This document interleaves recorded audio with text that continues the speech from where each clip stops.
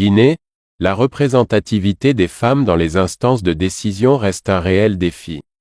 Si dans certains pays comme le Rwanda, on parle de parité hommes-femmes, la Guinée enregistre un recul.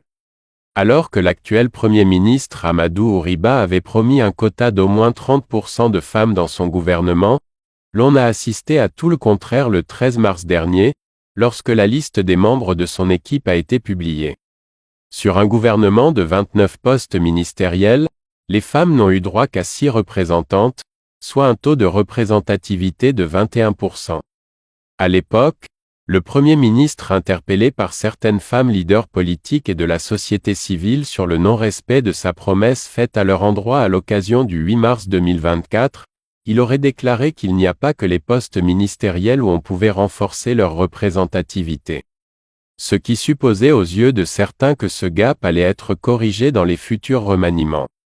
Mais le 10 mai 2024, le président de la transition a procédé à la nomination de 27 secrétaires généraux dans les ministères. Là également, la gent féminine a été très faiblement représentée. Il n'y a que 2 femmes promues, soit 7,40% de représentativité. Une situation inédite. Dans le domaine de la représentativité des femmes, le régime Alpha Condé avait pourtant montré l'exemple avec le gouvernement Kassori Fofana II, janvier-septembre 2021, qui avait 30,65% de représentativité des femmes.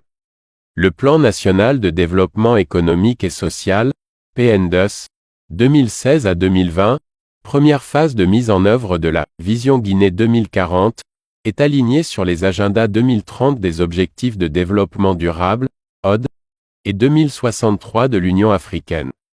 Il vise entre autres, à redresser les problématiques d'inégalité de genre à tous les niveaux. Mais en Guinée, malgré les beaux discours, on est loin du compte.